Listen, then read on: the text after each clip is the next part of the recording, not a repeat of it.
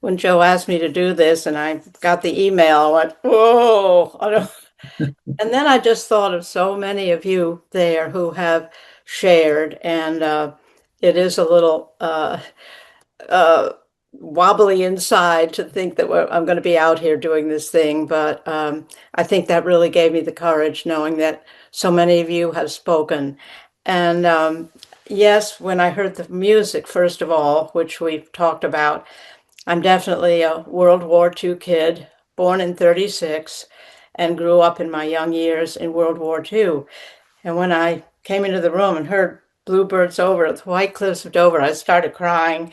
I mean, that those songs were so strong for all of us when we get on the bus, on the train actually to drive to go up to school, which was a boarding school.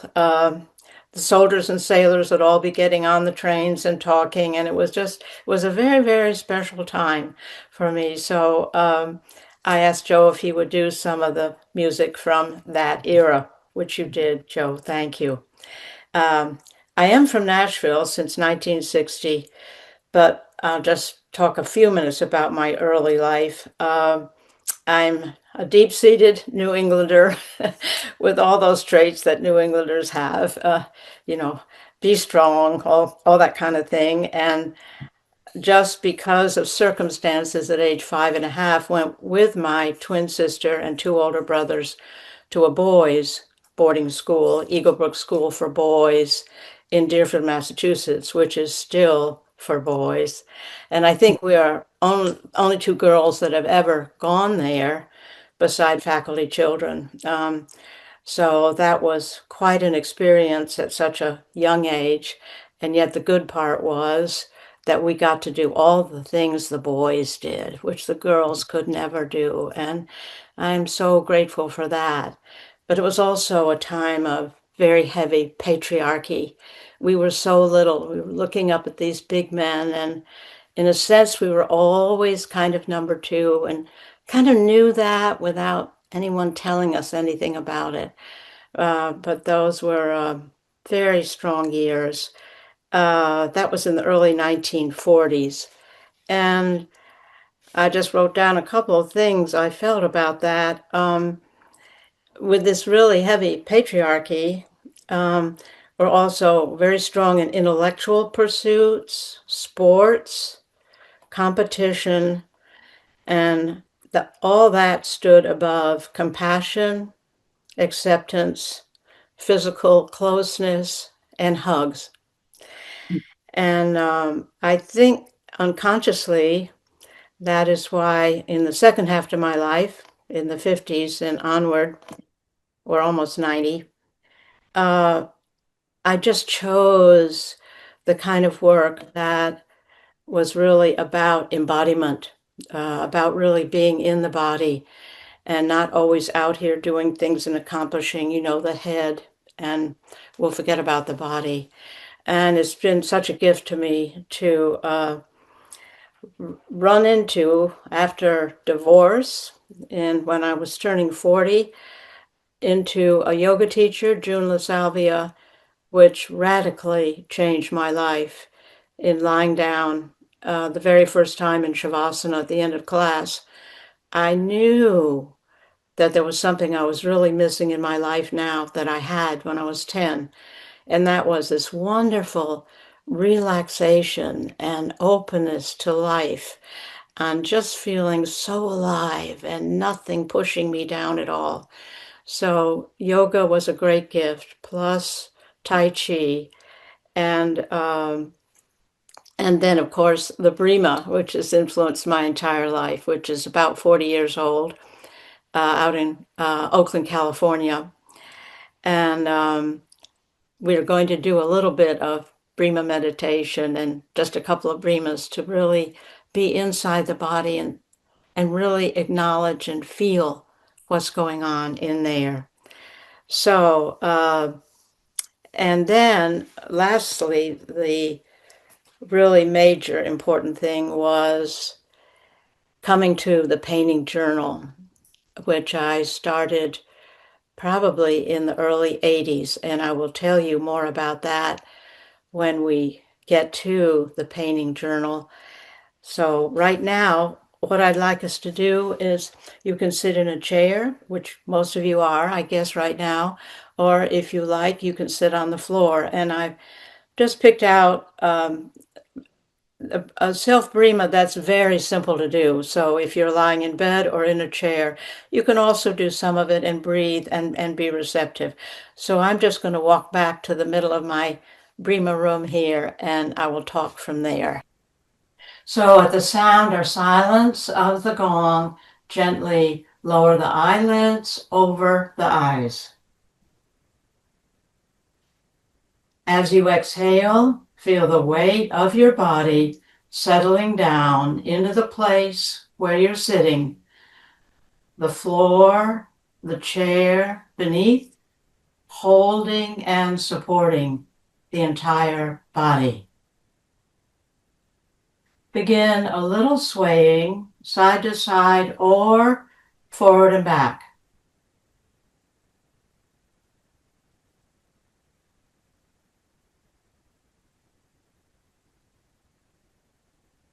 Allow this moving to grow a little smaller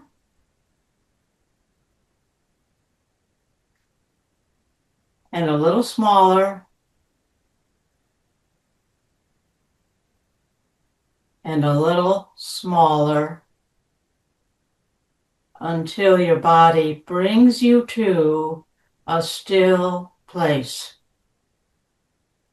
Bring your awareness to the lower abdomen, and as you inhale, let these inhalations rise from that place through the upper half of the body.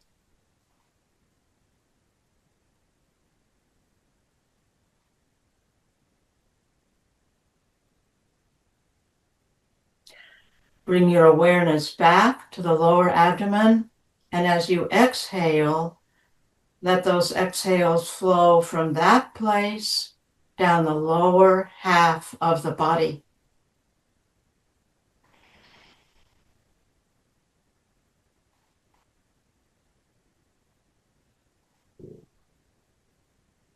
And now, as the breath comes in, fill the entire body, and as the breath flows out, let it flow from the entire body.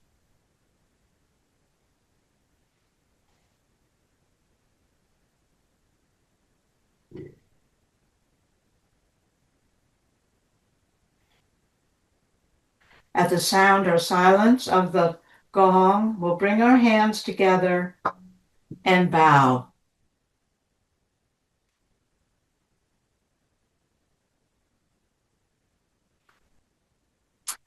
And we're going to do a self-brima called Finding Your Natural Rhythm. Turn one palm up on the knee, turn the other palm up, and then bring the hands to cross and rest at the sarhana.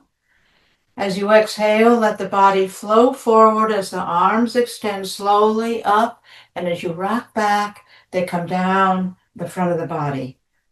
Finding your natural rhythm. Body comfortable.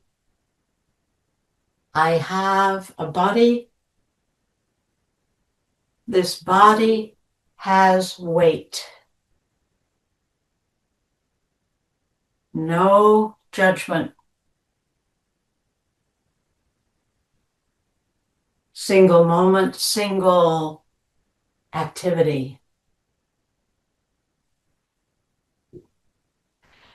And we'll do this one more time, allowing the hands to come and rest crossed on the sarhana for 3 breaths.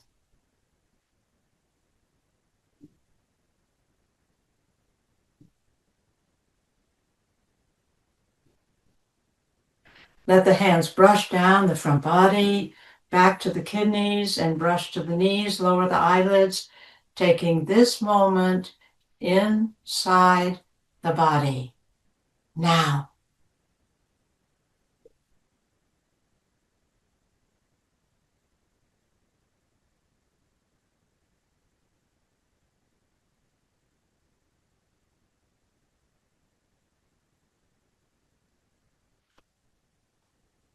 I'm going to come back to a sitting place here. So that was just a tiny little taste of doing a self-prima and then just seeing how the body felt afterwards. And you each know how your body felt afterwards.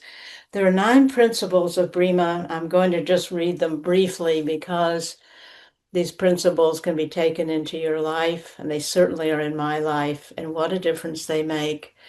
Body comfortable, no extra, no judgment, no hurry, no pause, single moment, single activity, full participation, mutual support, gentle and firm, no force.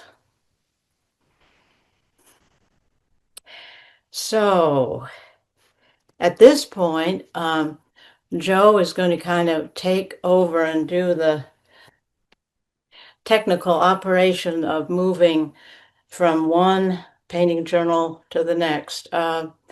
This painting right here with me playing the flute, it's obviously before a Christmas time when we play for an old age home each Christmas.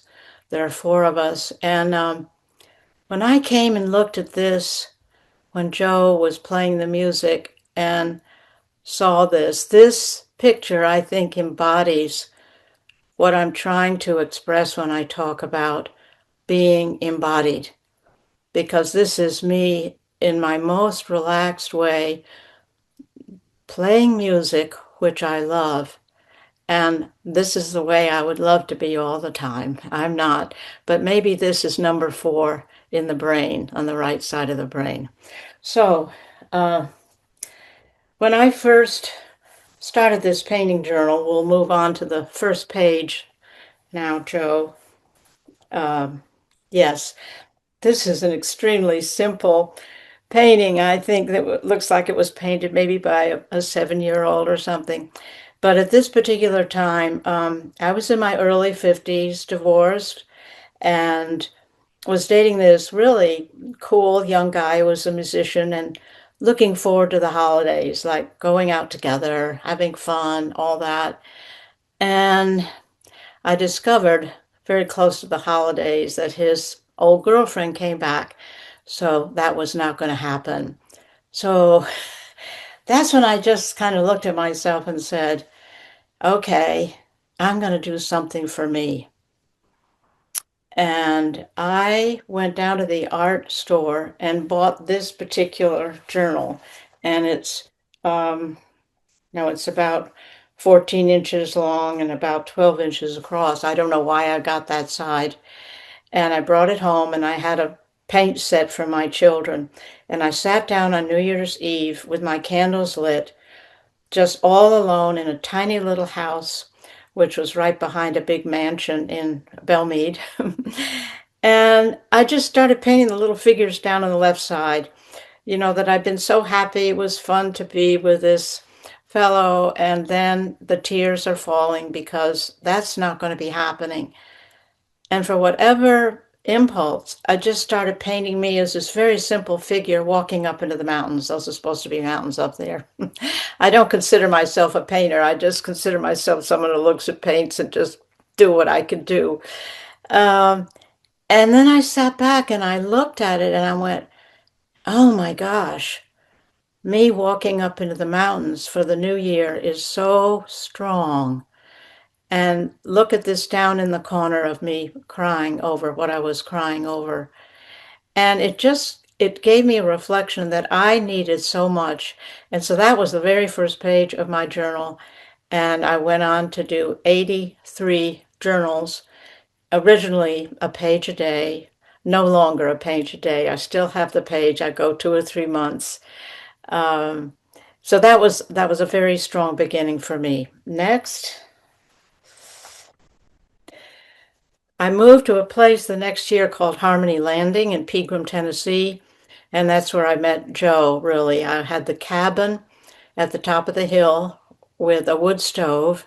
That was my heat. There were 5 cabins on the place, and I didn't know who this guy was who'd be walking up on my cabin at 6 in the morning, doing his Zen walk. Who's this guy? But anyway, it was a wonderful experience of living out there so simply and being so in touch with nature every day. And back to Joe again, I thought, who's this guy who everyone thinks is a guru or whatever?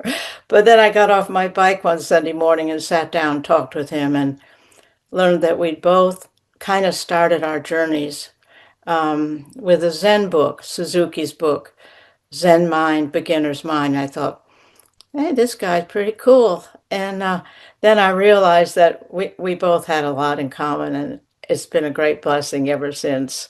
Next. This is also at Harmony Landing, and my I thought at first I would do just paintings, but then I began bringing the writing back. I was so tired of writing 93 stenographers' books of journaling, out of which poured a number of poems, which I now have. But at that point, I was very tired of words. I don't want just words. And so that's why the painting really happened. And when I look at this painting, I can remember those incredible full moons out there. We had no curtains on the windows. The moonlight would just come right through the glass. And some nights I would sleep right beside the wood stove. It was so cold, and it was just a wonderful time of my life. Next. These are my small painting journal, and they're just like about 7 inches by 4.5 or 5 inches. And the big journal was too big to carry with me. So I started these small journals every time I traveled somewhere. I'm on number 9 right now. This is a time for me to be with my mother when I would go to Connecticut in her early 90s and take care of her so my brother and his wife could have a vacation. And we grew up close to the sea, the New England shore. And to the left is my mother, and I'm sitting with her. And this was just a part of my heart and soul, being by the water, growing up there, smelling the salt sea and all. So I don't know if I can't read the words at the bottom, but anyway. So this was a time when she was in the last years of her life. Next. The next one. There's Oh, I know. I'm missing it because I don't have my thing doing the right thing. That's okay. I won't fool with that. This is me giving her a massage.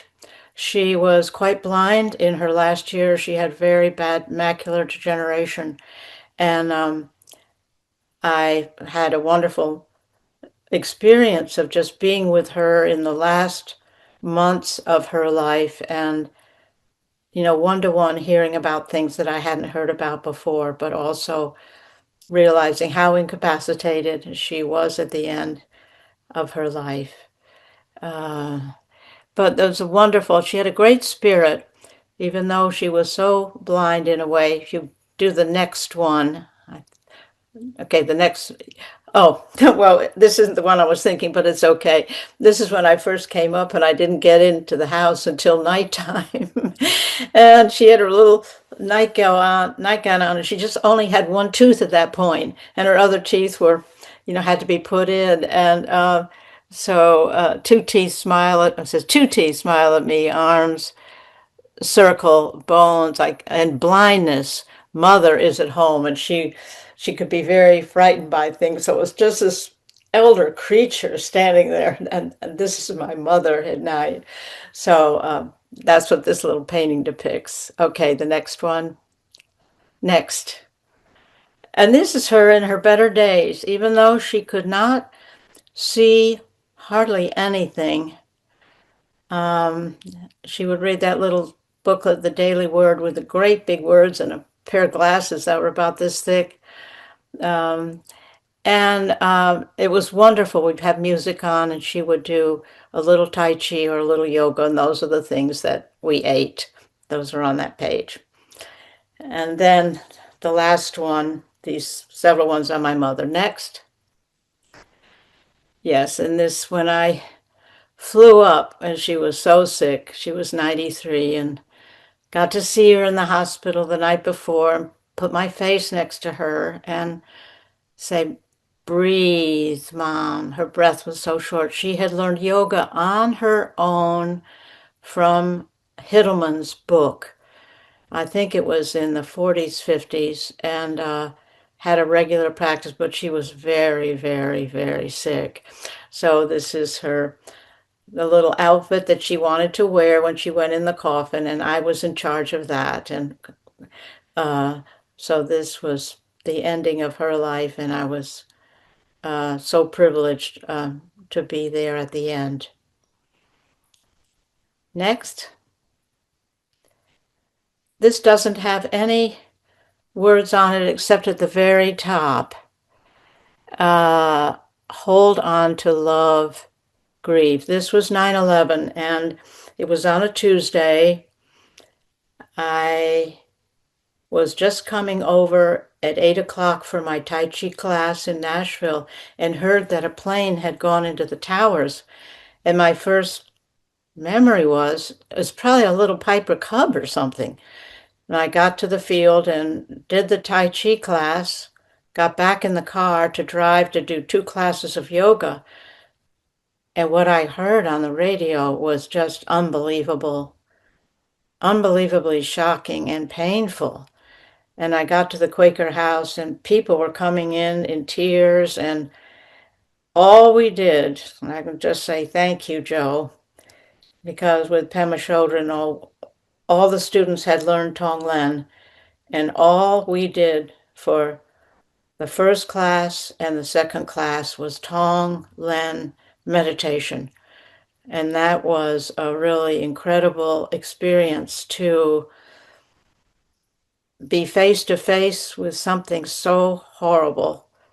And of course, nothing we can do. And as Pema says, when you can't do anything, you can do Tonglen. And that was very powerful for me. That has been an amazing meditation in my life. Next.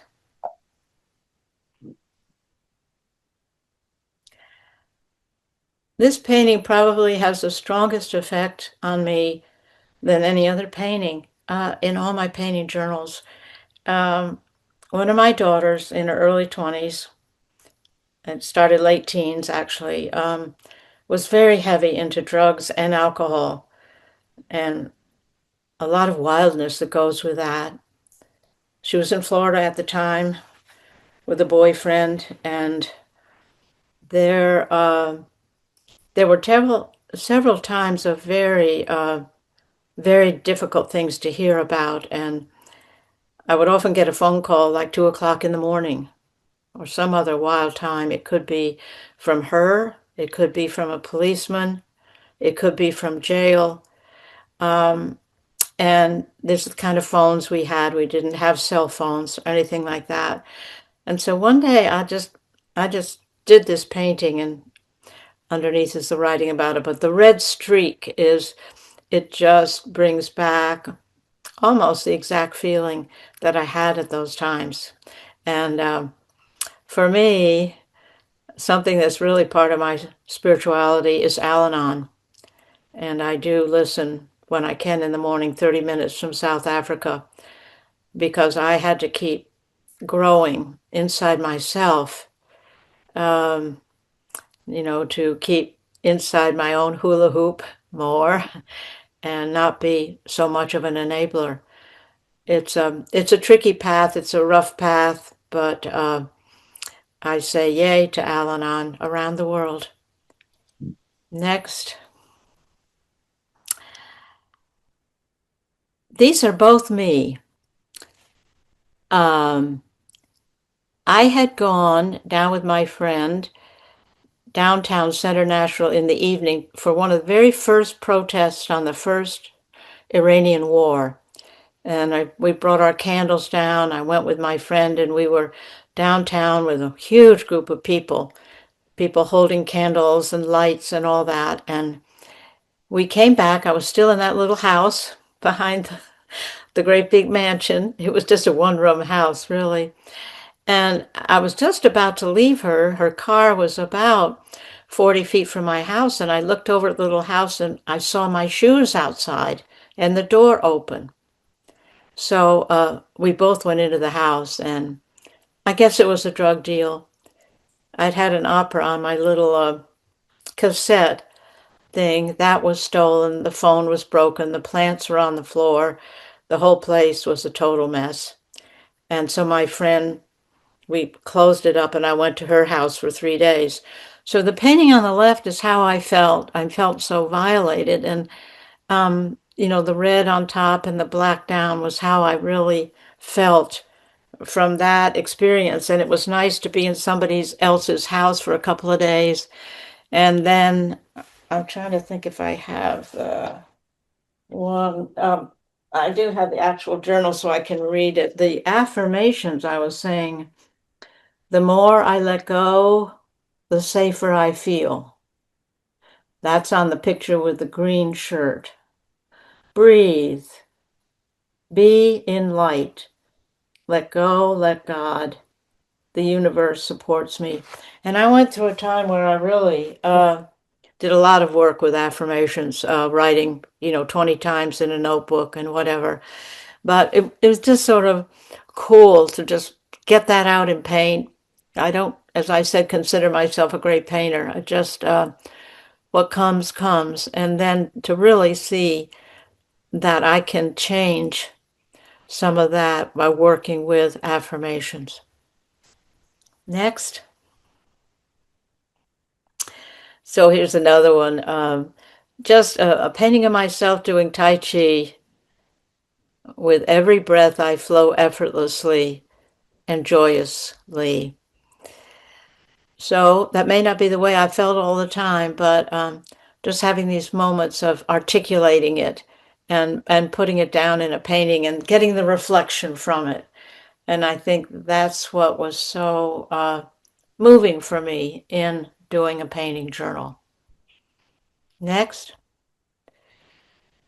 Yeah, this is the piggies, the piggy wiggies. Where I'll find my actual journal here. Right here, I am living again in that little tiny house, and the incident that was going on at the time was I had returned from New England visiting with my mother, and I came back, and the entire floor of the cabin was filled with water.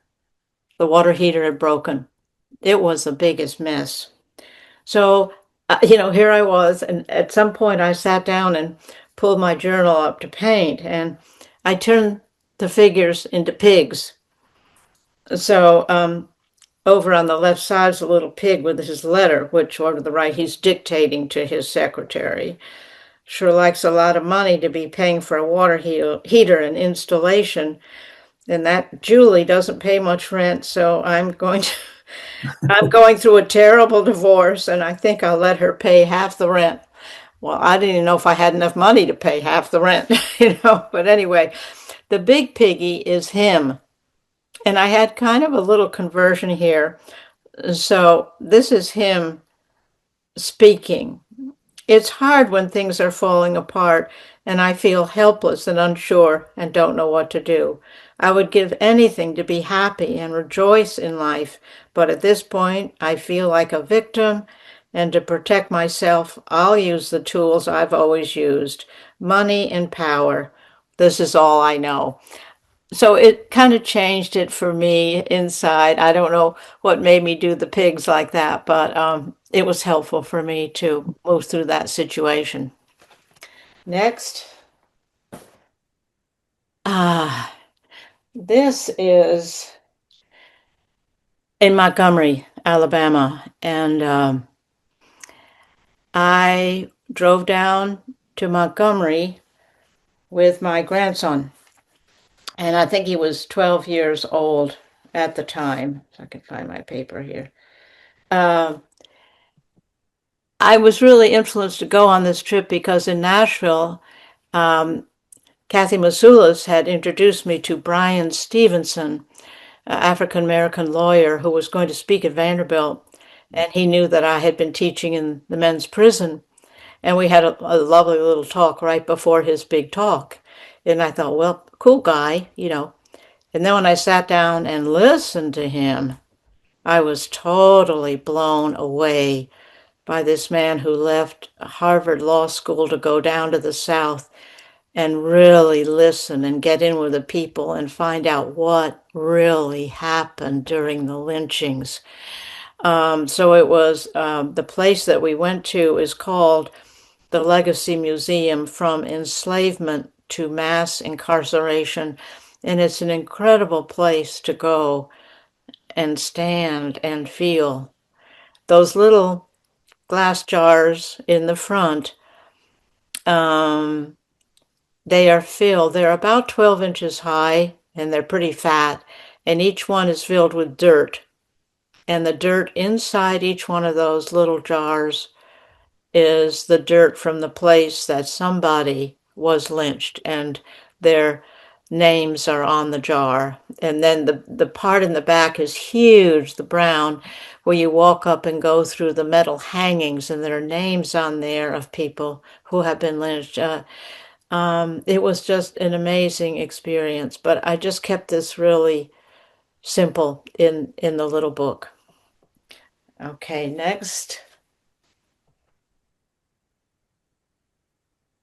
This is one of my daughters who's in the hospital, just had a major operation, and she's very much into yoga and Hindu, and she's musical and does kirtans, where you sing back and forth. That's what she's doing this morning down in Lower Tennessee. And she's holding this soft, fuzzy animal, which she had with her the whole time, naming it Ganesh or Ganesha, you know, from there. The great remover of obstacles, the guardian of the root chakra, protector and guidance of the goddess, embodiment, and lover of sweets. He's so joyful and easy to love, always called on at the beginning of any endeavor or ceremony. Next. For the last 15 years, I've gone to a retreat in Tazewell, Tennessee. It's a silent retreat. It's usually about 5 days. And this particular year at the retreat, I just did this quick little painting of several people who were actually sitting on a deck during the pandemic. There were more people there actually, and the moon was out. And the reason this is gray is that the people who run the place put plugs in the floor, plugs all over, so you could plug a plug in, and each chair had an electric blanket on it. So in the middle of winter, we were not inside. We were on chairs by the river with a warm blanket around when we had times of coming together for meditation. So that was very moving to me, just the way that people had taken the time and energy to set up something like that. And I think I put this on, this is the last one. And just to say, even though I meditate every day, it's so important to get up and out of where I live, get away from the phone calls, get away of the have to do's and all that that is constant, and go to a place where you're not well known or whatever, and have the experience of really falling into that silence inside us, and also a great connection with nature. So that is the ending of that journey through the painting journal. And even though there are 83 journals, these were just ones that I had popped out of to share. And I think I've got a few more minutes here.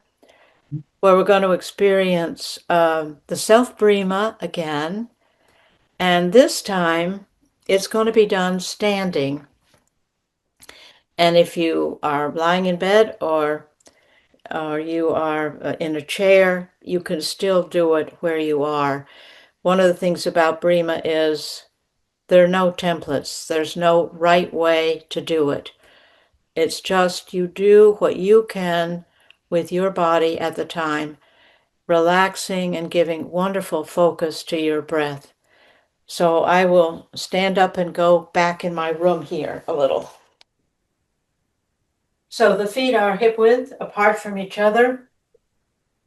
And this is a self-breathe I like to do if I've been on the computer too long because it's so simple and it totally rejuvenates me.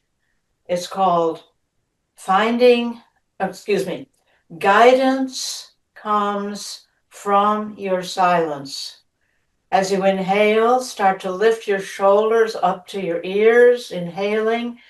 Exhale, slowly drop the shoulders as the arms float out and come upward. And then on that next exhale, the arms gently fall down to the sides, and we'll repeat that movement.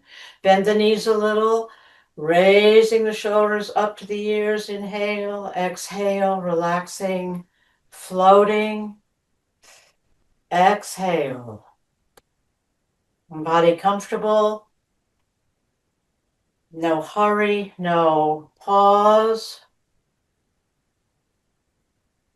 Gentle and firm.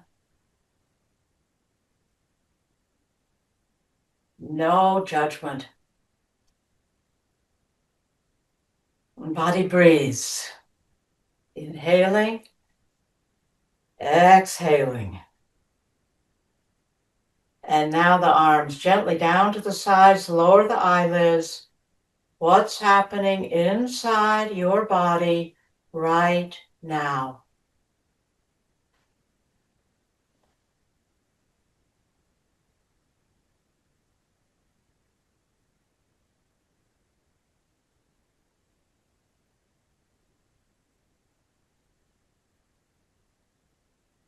And the last self-prima we'll do is called In the Absence of Fear, Love Settles In. Right arm gently out in front, rising up, palm facing to the side. Exhale, bend that elbow, come down slowly as the left hand touches that elbow, the upper body slowly falling forward, both arms to the earth. Rise slowly on the inhalation, coming back to standing. Left arm slowly out, palm facing to the side. Exhale, bending that elbow, opposite hand up to the elbow. Body gently flowing forward, both arms toward the earth. Inhale, rising back up. Exhale, both arms facing each other, rising on the inhale. Exhale, left hand gently on the crown, right hand on top. Brush over the crown, down the front body. Let the palms open as the arms release to the sides, lower the eyelids.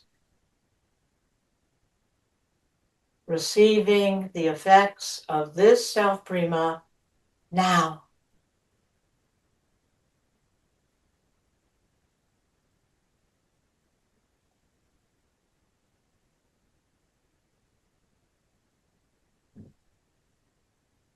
All right. So Joe, I'll turn this over to you. Gee, thank you. We'll have 4 or 5 minutes just in the silence where we can jot down if things come to us in our response to this, or just rest in the silence. What was the title of that last one? In the absence of fear, love settles in. Yeah, remember that line. That's what sitting is all about. So thank you so much. I'm going to stop the recording and we'll have 5 minutes to reflect before our conversation.